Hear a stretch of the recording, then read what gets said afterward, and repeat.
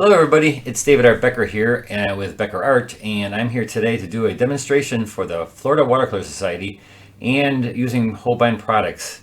I represent Holbein. I do use a lot of Holbein products because they're the most excellent products out there on the market, and I love them. And so we're going to work with these right here. We're going to work with the gouache, some gouache, and we're going to work with some watercolors.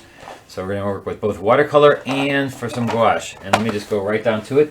I have about half an hour to get this thing done, and so we're going to go right away to the tabletop and get started.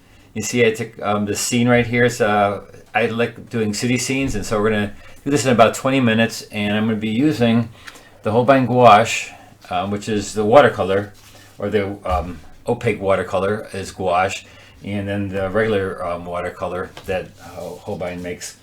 The regular Holbein watercolor that Holbein makes doesn't have oxcal in it, and so as you can see, this is my palette, my nice clean palette. It's not as clean as you think, but actually this is clean for what I normally have it as. So we're gonna get started right away with this painting, so we have to get done in a little bit, no time flat here. And so the gouache I'm gonna mix in with the watercolor, but I'm gonna start it out with the watercolor just with the transparent watercolors. I also have in my watercolors here, I do have some watercolors that have white in them, but these are watercolors and not gouache. They just have white in them, and they're watercolor with white in them, but they're not gouache. It's just a regular watercolor that Holbein makes. And so I'm just going to go right in here and wet my surface, and I'm going to use this watercolor that Holbein makes, the original, not the original, but the regular watercolors. I use them, and I tell my students to use them because I squeeze the whole tube out into the tray and they never dry out. They never dry out to a hard clump, and that's just phenomenal for me. And for the students who don't paint every single day. I normally paint every day, but I squeeze out the whole tube and it never dries out, and even for my students. And so I'm going to use, like I said, I'm going to use the Holbein paints, the watercolors first, and then I'm going to use the gouache into that. And actually you can use them both together. See, if I wanted to use a little bit of the gouache, I can use the gouache in a way like a watercolor. I can put it in, so I can just put it in there and use it kind of like a watercolor. And so it's going to be used, and nowadays, in the old days, people always thought that gouache had a lot of white colors, colors that with pastel, they're very pastel looking. These are nothing like that. They're just so super finely ground, and they have such great pigment, vibrant pigment in them. They almost look like the watercolors. I don't really see that much difference. The only difference I saw, and this is the first time I'm using them, is that they squeeze out a little bit thicker so that you can use it like a gouache that's thick. And I know a lot of oil painters, when I was at this last plein air event, a lot of plein air people that usually use oils are now using their not watercolor, but their gouache as their medium. And so that's a pretty cool thing. And then I saw they are using this gouache and the acrylic gouache, because Holbein also makes, an acrylic gouache. So here right now, that is a little bit of the gouache, that little purple I used, and here I used lavender, which also has white in it. And I'm just putting this down into a wet wash so it'll create its own soft edges. And so I'm kind of mixing both together, and you can do that. Now I wouldn't suggest putting these colors into your watercolor palette, just because they're different, and so you know which ones are your gouache and which ones are your watercolors. Though in the long run, it really doesn't matter because you can work them all again the same. Though when I work a little bit thicker, I would rather use the gouache for that. And so here again, I'm just going in here, making these wet streets. And so I'm wetting it first. And like I said, I got about half an hour, so I'm going to be going really quickly and trying to get everything done as fast as possible. I'm going to mix a little bit of the gouache with the watercolor. I'm just going to go in here and make it kind of like a gray. Grays you make with complements. And so I'm just going to mix a complement together. A little bit of orange and blue. Well, yeah, orange and blue are complements. So if you mix them together, you get kind of a gray or kind of a brownish color. And so I'm doing a kind of a gray scene, but that doesn't mean I have to use all gray colors. I can use a lot of colors in those darks, even not having to use just nothing but neutral tints or something like that. I do have a gray here. It's called silver gray from a gouache. gonna be interesting to see how I use that. But see, if you're using it thinly with a wash of water and you're dropping it down, and my big thing is to always float your pigment. If you ever seen my videos, I always talk about floating your pigment, and so that's one of the things you can even do with the gouache. But I'm starting it out more as a watercolor, a transparent watercolor, and I will finish it with a thick amount of gouache. You know, so there are some societies that you cannot enter those kind of things into, but don't worry about that. If you have a nice painting, you have a nice painting. It's always fun to do nice painting. Here I got a little bit of purple. I put that in there. And so like I said, I'm going to make it a little bit gray. And I'm kind of mixing both together because I want to see what the gouache feels like when I'm putting it into a wet wash. And here I'm kind of, see I'm getting the street in there, and so let me just stand up here a little and just get a little bit more looking above it.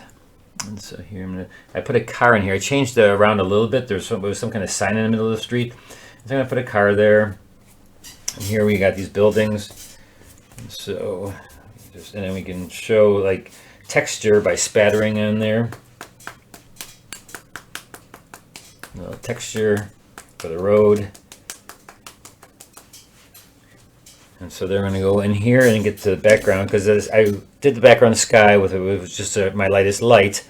And if you look right there on the side of your screen, there's the picture. And I added a little building here because I didn't want just a sliver of the building over there. So I'm going to work from the background and just get the background kind of done with a lighter buildings. And as I come forward, I'm going to get brighter and more colorful. And I'm also going to get darker and more contrasty in my center of interest. But back here, we're going to just keep it nice and loose, and keep it nice and into the distance. So again, as you come forward, you're going to get darker and darker and darker. And it's kind of funny because I tend to not use a lot of darks, and I do use black. A lot of watercolors don't use black in their work, but I do. I saw Andrew Wyeth, went to one of his shows or museums in Rockland, Maine, and I saw a great painting of blueberries, and it was all done in black and blue. And after I saw that, I said, you know what, I'm going to start using some black myself because it just looks so amazing. I always say too, what you can do is, if you have the black and you want to make it colorful, start out with the black and then put color into it. Like there's a black, I put it more of a black. I actually use black and a little bit of gray. And so I'm going to put some like a alizarin crimson into that. You know, and I can even put some orange into that. My complementary colors today are going to be, let's see, what are they going to be? I got a lot of purple, so purple and yellows, I guess. Or maybe we'll go with maybe purple yellow. We'll go with that. And so the yellow will be like an orangey yellow. Though I'm going to put a red umbrella. So maybe we just use, maybe we do make it kind of where we're just using a lot of dark grays and black and then use red. I know a lot of artists do that too. Well, we'll see. As we go along, we'll see how fast we can change our mind on what I'm going to be using. So here again, I'm getting warmer. So I'm going to use try a little of this red gouache here. And see, when I'm floating it into the water, it's going to be nice and floaty, and it's going to be transparent. Even though I'm using a gouache, it's still transparent because of how I'm applying to the paper. I know some people feel like using gouache over watercolor is like cheating because then it doesn't become a traditional transparent watercolor, but I've seen some beautiful paintings done by some great plein air painters out there that have been doing some really neat stuff with that. So do whatever it takes to make the painting look good. That's what I say, but it's up to you. And so now we're going to do the building side of the building here. Make it a little bit warmer. Get the lights in there. And this is my first wash. Usually with the first wash, what you do is you get your lights. And I know these are my darks in here, but since I only got half an hour, I'm going to put some of the darks in there where I know they're going to be anyways later. So here, as I'm going back to the back, I'm going to make that less vibrant. And this umbrella on top is going to be light, so I'm going to go around that. I didn't use masking fluid or anything like that on there, so I'm just going to have to be a little bit more careful with that. So I come around here. This sign is just a sign of some, oh, actually that looks like a mirror. No, it is a sign of something, but I'm just going to make it some kind of sign with not words that you can read, because I don't want you to read the words, otherwise that's going to look more important than anything. Come down here, and I'm going to put some warmth colors in here. I'm going to try a little bit of this color with, oh, that's kind of a nice color. I don't know what the actual colors are because I just squeezed them out and just trying to think of the colors I would use in this painting, and these are the colors I suggested just to put into my palette. I have been using more of their acrylic gouache, and it's just an amazing product too, but when it dries, of course, it's permanent. So you gotta watch out for that when you're doing the acrylic gouache. It's a great paint also, but again, it's acrylic. But also, I mix them together with the watercolors. It doesn't matter because they're all water media. So I've done a couple classes myself that are called water media classes, where that's what we do. We work water media, and so we work the 4 different kinds of acrylic that Holbein has. They have ink, fluids, gouache, and heavy bodied, and we use them all. So if you ever check out my website at BeckerArt.net, and you can see where I'm going to be teaching. I think I'm going to be teaching in Florida. Actually, not for the Florida Watercolor Society, but somewhere in Florida I'm teaching, and I'm going to be doing a water media class. So here we go. Now I get a little bit darker, and since I have to wait for this to dry, it's almost drying there. I'm looking for spots that are dry so I can just get things done. All right, so we're going to go up here. Looks like we have like about 15 minutes to get this done. So let's go up here and just get a nice dark in there. So I'm starting with a nice dark. I am using like a neutral tint. And watch this, I'm going to make a color. I'm going to float a color in there. Let me just float some of this yellow and red and yellow. I will make orange. And so I'm just going to put that in the eaves right here. And so I can take some regular watercolor too and just kind of float it. I'll put a little bit of that in there. Now I'm going to go with my rectangular brush, because windows I always say should be rectangular, or used with a flat brush. And I know it's wet, so I can't go into that right at the moment. So we're just going to go back there where it's dry and put this in there. And since the umbrella is dry, I might as well wet it up and get that done. So what I'm going to do is I want it to be a soft edge in there, so the outer edge will be hard, but the inside edges will all be soft. So I'm wetting it with just a dirty water brush, because sometimes you want to do, you just want to put the water down, but if you can't see where you're going with clear water, then just put a little bit dirty. Don't clean your brush out completely, and that way you see I got a little bit of the gray in there. So now I'm going to make this umbrella red, and so I'm just going to go in there and take the gouache, because I do want it to be thick and almost opaque, and so that it doesn't show what's underneath it here. And so it is an opaque watercolor, it's gouache. And so we're going to get this part a little bit darker. I'm not going right up to the edge because the edge is wet, and now I'm going to make it a little bit darker with a little bit of purple. And again, I'm using the gouache part now. It's thicker. It's a little bit thicker pigment. It seems like it's a little bit more stiffer than the watercolor. The water is more creamy, and the gouache is also creamy, but it's just a little bit thicker so that you can pick up almost like an oil or an acrylic, which is actually kind of cool. And the things that I've seen people do with the gouache, and even not even on paper but on canvas and stuff, and really looking pretty neat. All right, so there's the red, maybe a little bit darker red on this side here. All right, so there's the umbrella. We'll give this person maybe a little bit of red in his whatever they're. I think he'll have a red purse, a red handbag. And then we're going to put this person's right in there, because again, we don't have that much time, so we're going to go right in there. Let's put his little hair in there, or her. We don't know if it's a guy or a girl. So we're just going to put that in there. And then we're going to go right into his or her shirt here, or coat. Let's make the coat maybe a little bit nicer. Let's maybe make it a purple. Or just a really dark, maybe it's a black jacket, and it's reflecting the red into it, because even if you would have a black jacket with that kind of umbrella red, it would shine red right through the umbrella, and give you that nice look. And so you can start out with black and then put other colors into that. Okay, right from there, right into his legs. Let's give him some lighter pants, probably some blue jeans, right? And so we're gonna get some blue. Let's try some of this blue here from the gouache. And that way it'll definitely fill in really nicely. Wet it.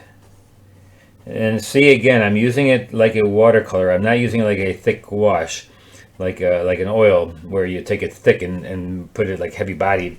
I'm not doing that right yet. I'm still going to do the watercolor like a watercolor. And then when it dries, little by little, I will put little dots and things in there that I need to have on top of the watercolor and be opaque. And so I'll just wait for the end for that. Alright, and so let's just go back here and see if it's getting a little drier. So I'm going to come forward to make things a little bit darker. Underneath there.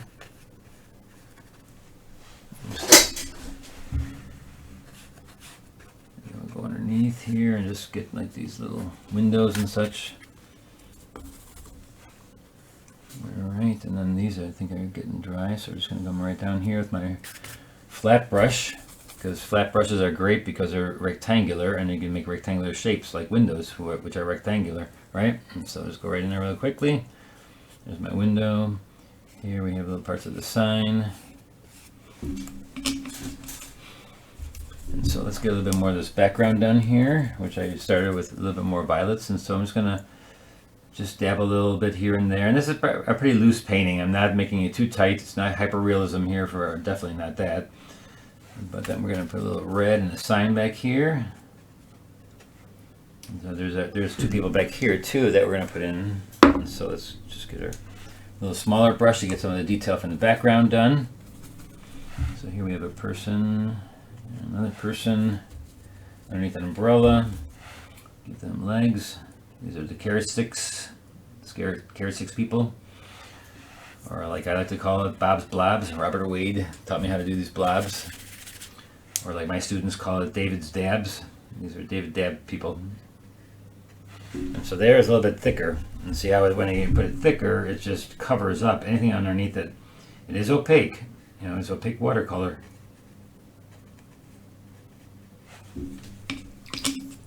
So now we're going to go back here again. Excuse me.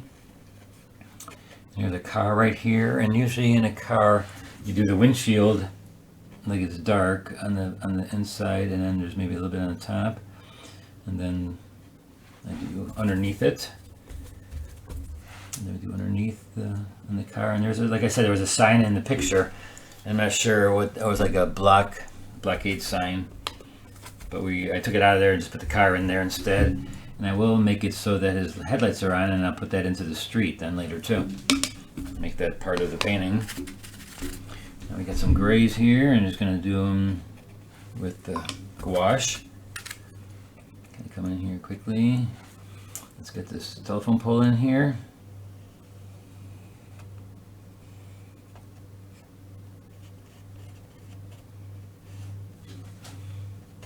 So we're going to go with a nice awning here real quick. And then we got about 5 minutes left before we have to stop. But we'll get it done.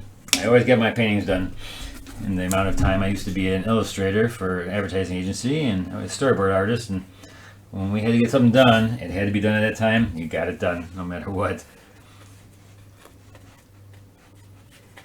We got that. Here we get a bunch of stuff happening in here. We even have a motorcycle here. So let's just really quickly make parts of the motorcycle red here. The background we can have a little purple here. And you notice I'm using a little bit thicker paint, and so that it just stops and is really thick right on where you need to stop. And there's no soft edges when you're doing hard, thick like that. It's just hard edged. There's no water in there, so we can just let it be what it is. Or we can have it hard edged, and here's a sign of some type. And here it looks like all this in here is kind of dark, so let's just go in, wet a little bit of that, and just get a bunch of darks in there. And I'm really loving this gouache now because it's really neat because it's thicker and it'll stop even if I have water, it'll stop because it's a little bit thicker. And it's made for that. I mean, that's why opaque watercolors was invented, probably because if you want it thick, that's a great paint to use thick. Here we get the tire real quick, muffler, another tire, background, and then we're going to take the rigger brush and we're going to see what that's like. Let me do the front really quickly again. Let's go quickly in the front here and wet it and get our nice wet edges again. And I also can give it texture by going across quickly. See, I'm just going to go across quickly, pick up the texture from the paper. And of course, I'm using my Stonehenge Aqua by Legion. They make a great paper. They even make this paper in black, a watercolor paper in black. Can you imagine that? Come to my website one day and my YouTube channel and find out and see some of the paper I've been doing, or watercolors I've been doing on black watercolor paper. Of course, you have to use white when that, but it's really a lot of fun. You gotta check it out. So here, get a little bit of more in here. Get this coming down, bleeding down here into the street. And so what I'm doing is I'm getting ready to use the white gouache and the white pigment in the gouache form medium, so I can just pile it right on top of there wherever I need it. I can even do that with the thicker black too if I needed something a little bit darker. Right now I'm still trying to get the washes to look more transparent, only because I want it to look like the street is wet. And actually, let's get the lines in there real quick, and then we're almost done. So we're gonna go in here and get a few lines. And these lines you see that are wires, I'm using my rigger brush and go really thin. Sometimes you can even use the pencil lines, or you can erase those afterwards. I'm just going real quickly with the lines. I'm not sure where this picture was taken. Somewhere in the Orient, it looks like, in Asia somewhere. Here's the. Alright, so now we're going to go with a thick white. And so, like I said, watch this. I can take and I can put little dabs of the acrylic, or the I was going to say acrylic gouache, but the regular gouache. I'm just going to take it and use where I need some white areas. I'm just going to make it almost like an oil painting. I'm just going in there very thickly and just going to put little lines and such there, and it looks so cool. And on the top of the shirt we can just put like maybe a little bit red to make it look like it's lit up here a little bit. See, just a little bit of gouache just to make it, just to make it nice. And look at this, I'm going to make this umbrella here with a thick amount of gouache. And look at how nice you can make things look.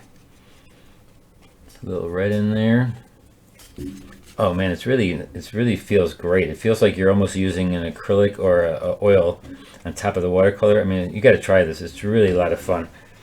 Super fun. If you ever done oils, you're going to love this. You're going to actually love. Here, I'm going to use some black, solid black. You put some stripes on him or her, whatever, and then we're going to do a couple little bit of maybe some pavers on the street. How about that? We can just go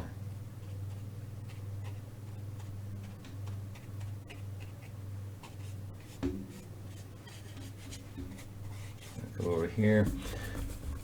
I'm really loving this gouache now. I'm going to have to think about using more of it.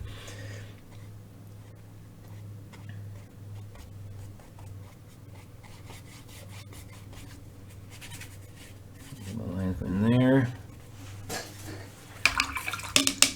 Let's see. Let me put a little bit of bright red. I just love the fact that you can just put a little bit of thickness and it just covers up just enough to make it look great. Here we get a sign.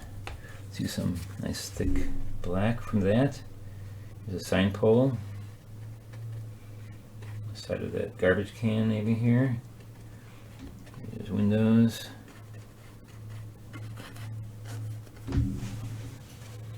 Okay, I think we ran out of time, and so that was about half hour. And so there you have it. Watercolor, regular watercolor, Holbein watercolor, and their gouache. They're not their acrylic gouache, but the regular Holbein artist gouache, they call it. And I used the different colors from both these packages. I used some from this. They're different colors and they're different color schemes. I think they have three different colors sets. And so take a look at that. Look them up at any of your art stores. And so there you have it. Hope you enjoyed it. And if you need any more information about the paints of Holbein, just go to Holbein. I think HK and Holbein. If you can look online and you can just ask questions there. And they even have a telephone number there. You can call them. All right. So thanks a lot for watching. And go ahead and mix your gouaches in your watercolor. It's okay. I let you. All right. Thanks a lot. Bye-bye.